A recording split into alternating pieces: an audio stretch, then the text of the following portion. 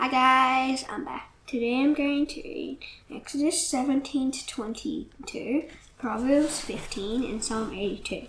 Let's get started. All the congregation of the people of Israel moved on from the wilderness of sin by stages, according to the commandment of the Lord, and camped at Rephidim, where there was no water for the people to drink. Therefore the people quarreled with Moses and said, "Give us water to drink." And Moses said to them, "Why do you quarrel with me? Why do you test the Lord?" And the people thirsted there for water. And the people grumbled against Moses and said, "Why did you bring us up out of Egypt, to kill us and our children and our livestock with thirst?" And Moses cried out to the Lord, "What shall I do with this people? They are almost ready to stone me." And the Lord said to Moses, "Pass on before the people, taking with you some of the elders of Israel, and take in your hand the staff with which you struck them, and go. Behold, I will stand before you there on the rock at Horeb, and you shall strike the rock, and water shall come out of it, and there on the rock at Horeb." And the people drank, and Moses did so in the sight of the elders of Israel. And he called the name of the place Massah and Meribah, because of the quarreling of the people of Israel, because they tested the Lord by saying, "Is the Lord among us or not?" Then Amalek came and fought with Israel at Rephidim. And so Moses said to Joshua, "Choose for us men, and go out and fight with Amalek. Tomorrow I'll stand on the top of the hill with the staff of God in my hand." So Joshua did as Moses told him, and fought with Amalek, while Moses and Aaron and Hur went up to the top of the hill. Whenever Moses held up his hand, Israel prevailed, and whenever he lowered his hand, Amalek prevailed. Moses' hands grew weary, so they took a stone and put it under him, and he sat on it, while Aaron and Hur held up his hands, one on one side and the other on the other side. So his hands were steady until the going down of the sun. And Joshua overwhelmed Amalek and his people with a sword. And the Lord said to Moses, "Write this as a memorial in the book, and recite it in the ears of Joshua. Then I will utterly blot out the memory of Amalek from under heaven." And Moses built an altar and called the name of it, "The Lord is my banner," saying, "A hand upon the throne of the Lord. And the Lord will have war with Amalek from generation to generation." Jethro, the priest of Midian, Moses' father-in-law, heard of all that God had done for Moses and for Israel, his people, how the Lord had brought Israel out of Egypt. Now Jethro, Moses' father-in-law, had taken Zipporah, Moses' wife, after he had sent her home, along with her 2 sons. The name of the one was Gershom, and the other Eliezer. Jethro, Moses' father-in-law, came with his sons and wife to Moses in the wilderness, where he was encamped at the mountain of God. And when he sent word to Moses, "I, your father-in-law Jethro, am coming to you with your wife and her 2 sons with her," Moses went out to meet his father-in-law and bowed down and kissed him. And they asked each other to their welfare and went into the tent. Then Moses told his father-in-law all that the Lord had done to Pharaoh and to the Egyptians for Israel's sake, all the hardship that had come upon them in the way, and how the Lord had delivered them. And Jethro rejoiced for all the good that the Lord had done to Israel, and in that he had delivered them out of the hand of the Egyptians. Jethro said, "Blessed be the Lord, who has delivered you out of the hand of the Egyptians, and out of the hand of Pharaoh, and has delivered the people from under the hand of the Egyptians. Now I know that the Lord is greater than all gods, because in this affair they dealt arrogantly with the people." And Jethro, Moses' father-in-law, brought a burnt offering and sacrifices to God. And Aaron came with all the elders of Israel to eat bread with Moses' father-in-law before God. The next day Moses sat to judge the people, and the people stood around Moses from morning until evening. And when Moses' father-in-law saw all that he was doing for the people, he said, "What is this that you are doing for the people? And why do you sit alone, and all the people stand around you from morning till evening?" And Moses said to his father-in-law, "Because the people come to me to inquire of God. When they have a dispute, they come to me, and I decide between one person and another. And I make them know the statutes of God and his law." And Moses' father-in-law said to him, "What are you doing is not good. You and your people with you will suddenly wear yourselves out, for the thing is too heavy for you. You are not able to do it alone. Now obey my voice. I will give you advice, and God be with you. You shall represent the people before God, and bring their cases to God. You shall warn them about the statutes and the laws, and make them know the way in which they must walk and what they must do. Moreover, look for able men from all people, men who fear God, who are trustworthy and hate a bribe, and place such men over the people as chiefs of thousands, of hundreds, of 50s, and of 10s, and let them judge the people at all times. Every great matter they shall bring to you, but any small matter they shall decide themselves. so it will be easier for you, and they'll bear the burden with you. If you do this, God will direct you. You'll be able to endure, and all this people also will go to their place in peace. So Moses listened to the voice of his father-in-law and did all that he had said. Moses chose able men out of all Israel and made them heads over the people, chiefs of thousands, of hundreds, of fifties, and of tens. And they judged the people at all times. Any hard case they brought to Moses, and any small matter they decided themselves. Then Moses let his father-in-law depart, and he went away to his own country. On the third new moon, after the people of Israel had gone out of the land of Egypt, on that day they went and came into the wilderness of Sinai. And they went in, they set out from Rephidim and came into the wilderness of Sinai, and they encamped in the wilderness. There Israel encamped before the mountains. And while Moses went up to God, the Lord called to him out of the mountain, saying, Thus you shall say to the house of Jacob, and tell the people of Israel, You yourselves have seen what I did to the Egyptians, and how I bore you on eagle's wings and brought you to myself. And now therefore, if you will indeed obey my voice and keep my commandment, you shall be my treasured possession among all peoples. For all the earth is mine, and you shall be to me a kingdom of priests and a holy nation. These are the words that you shall speak to the people of Israel. So Moses came and called the elders of the people and set before them all these words that the Lord had commanded him. All the people answered together and said, All that the Lord has spoken we will do. And Moses reported the words of the people to the Lord. And the Lord said to Moses, Behold, I am coming to you in a thick cloud, that the people may hear when I speak with you, and may also believe in you forever. When Moses told the words of the people to the Lord said to Moses, Go to the people and consecrate them today and tomorrow, and let them wash their garments and be ready for the third day. For on the third day the Lord will come down on Mount Sinai in the sight of all the people, and he shall set limits for the people all around, saying, Take care not to go up into the mountain or touch the edge of it. Whoever touches the mountain shall be put to death. No hand shall touch him, but he shall be stoned or shot, where the beast or man, and he shall not live. When the trumpet sounds a long blast, they shall come up to the mountain. So Moses went down from the mountain to the people and consecrated the people. And they washed their garments, and he said to the people, Be ready for the third day. Do not go near a woman. On the morning of the third day there were thunders and lightning and a thick cloud on the mountain, and a very loud trumpet blast, so that all the people in the camp trembled.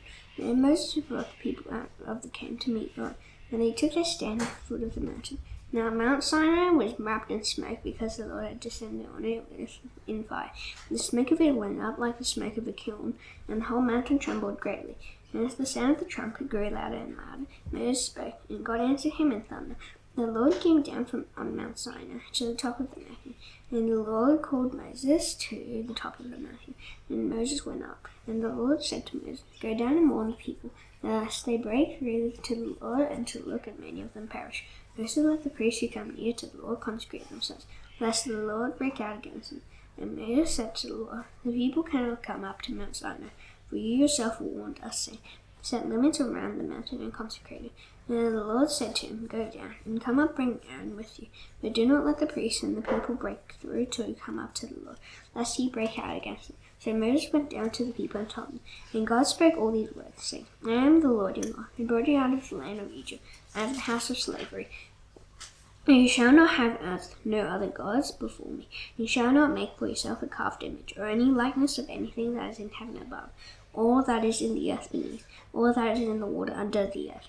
You shall not bow down to them or serve them, for I, the Lord your God, am a jealous God, visiting the iniquity of the fathers on the children to the third and fourth generation of those who hate me, but showing steadfast love to thousands of those who love me and keep my commandments.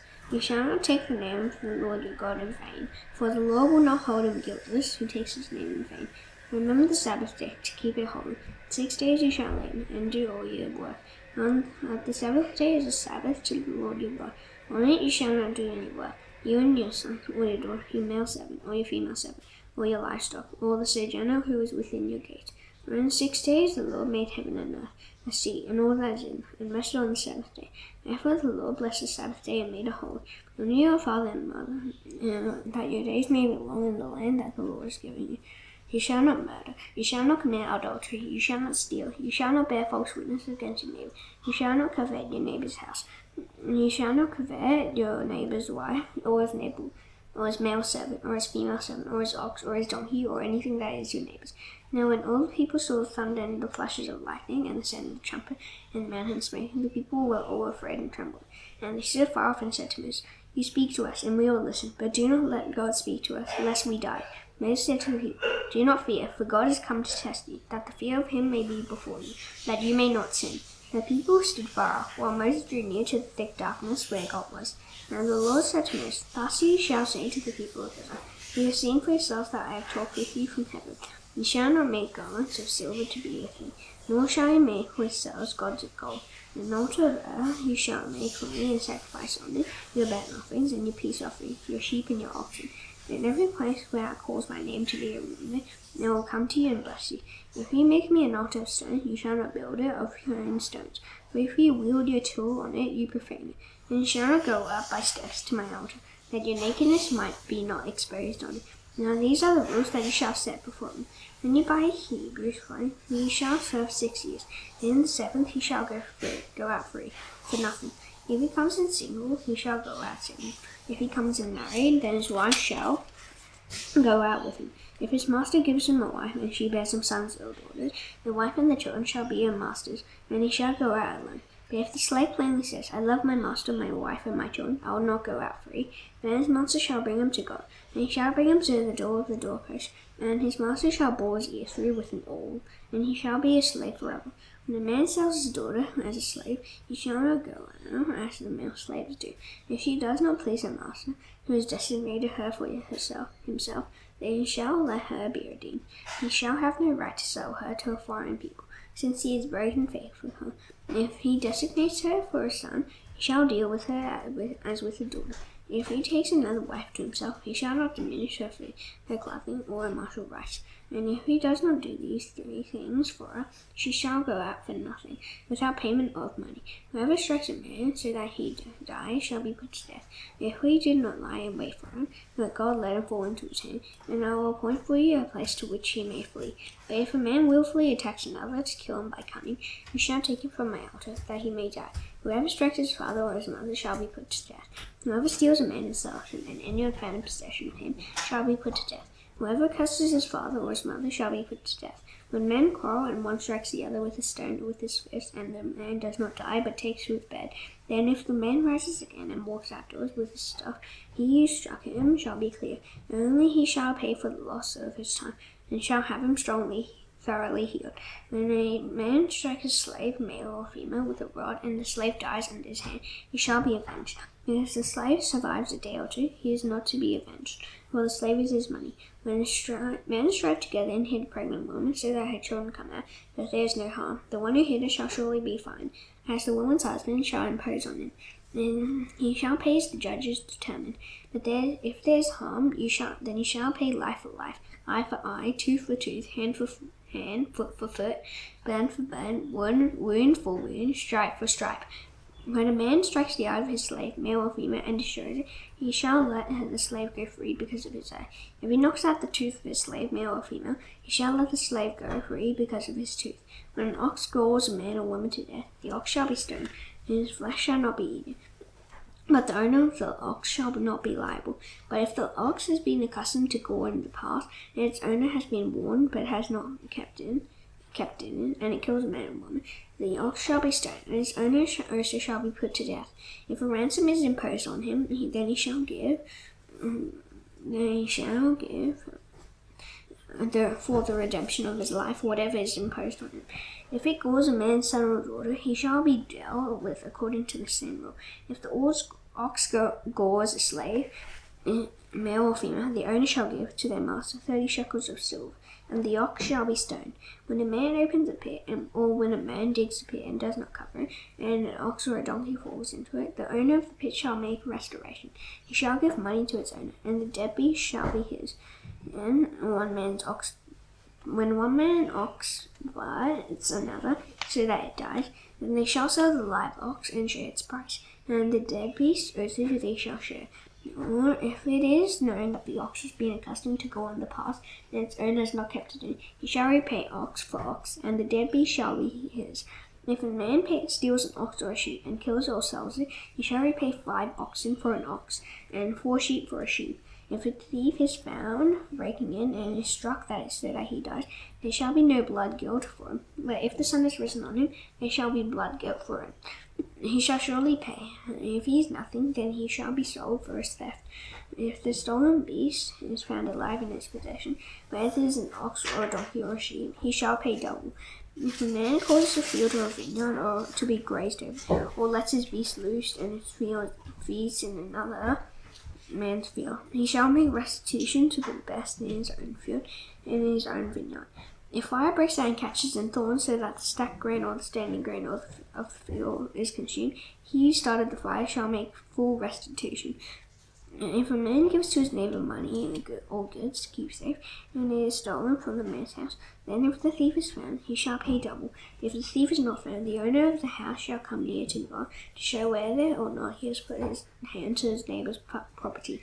For every breach of trust, where there is an ox, for a donkey, or for a sheep, for a cloak, or for any kind of lost thing, of which one says, "This is it," in the case of both parties shall come before God. The one whom God condemns shall pay double to his neighbor.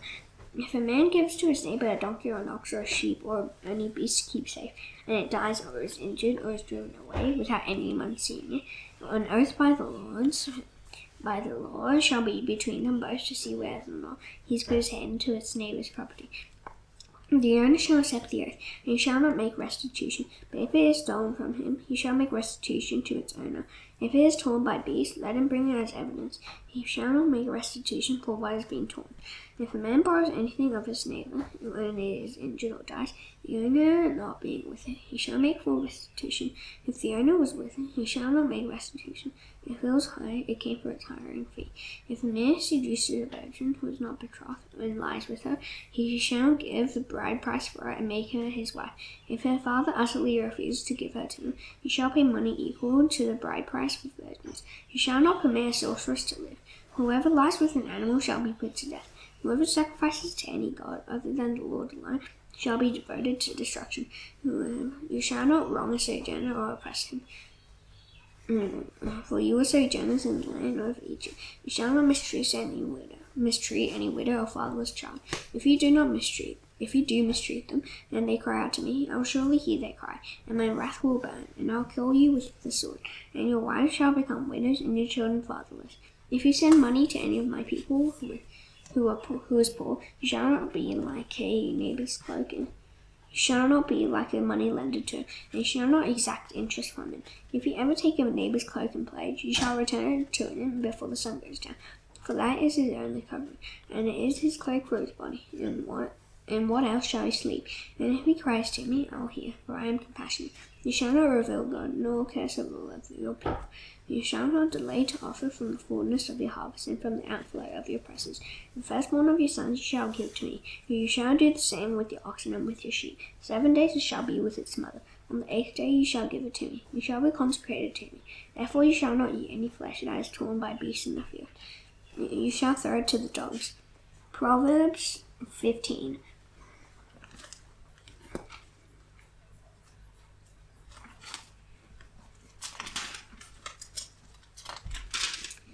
A soft answer turns away wrath, but a harsh word stirs up anger. The tongue of the wise commends knowledge, but the mouth of fools will pour out folly. The eyes of the Lord are in every place, keeping watch on the evil and the good. A gentle tongue is a tree of life, but perverseness in it breaks the spirit. A fool despises his father's instruction, but whoever heeds reproof is prudent. In the house of the righteous there is much treasure, but trouble befalls the income of the wicked. The lips of the wise spread knowledge, but not so the hearts of fools. The sacrifice of the wicked is an abomination to the Lord, but the prayer of the upright is acceptable to him. The way of the wicked is an abomination to the Lord, but he loves him who pursues righteousness. There is severe discipline for him who forsakes the way. Whoever hates reproof will die. Show and abandon lie open before the Lord, how much more the hearts of the children of men. A scoffer does not like to be reproved. He will not go to the wise. A glad heart makes a cheerful face, and by sorrow of heart the spirit is crushed. The heart of him who is understanding seeks knowledge, and the mouth of fools feed on folly. All the days of the afflicted are evil, but the cheerful of heart has a continual feast. Better is a little with the fear of the Lord than great treasure and trouble with it. Better is a dinner of hers where love is than a fattened ox and hatred with it. A hot-tempered man stirs up strife, but he who is slow to anger quiets contention. The way of a sluggard is like a hedge of thorns, and the path of the upright is a level highway. The wise son makes a glad father, but a foolish man despises his mother.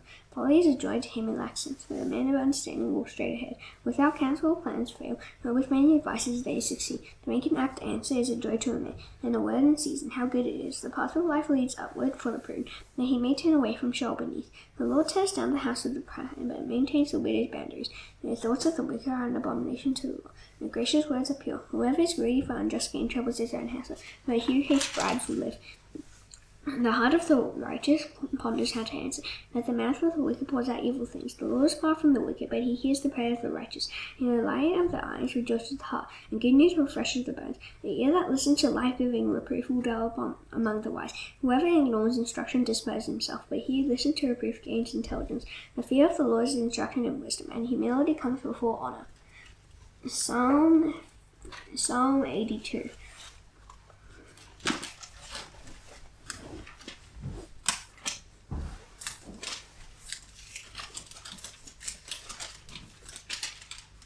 God has taken his place in the divine council. In the midst of the gods he holds judgment. How long will you judge unjustly and show partiality to the wicked? You give justice to the weak and fatherless. Maintain the right of the afflicted and the destitute. Rescue the weak and the needy. Deliver them from the hand of the wicked. They have neither knowledge nor understanding. They walk about in darkness. All the foundations of the earth are shaken. I said, you are gods, sons of the Most High, all of you. Nevertheless, like men you shall die, and fall like any prince. Arise, O God, judge the earth, for you shall inherit all the nations. Now that's done, I shall now do the Lord's Prayer. Please bow your heads. Our Father in heaven, hallowed be your name. Your kingdom come, your will be done on earth as it is in heaven. Give us today our daily bread. Forgive us our debts as you also forgiven our debtors. Lead us not into temptation, but deliver us from the evil one. For yours is the kingdom, and the power, and the glory forever. Amen. See you tomorrow. Bye.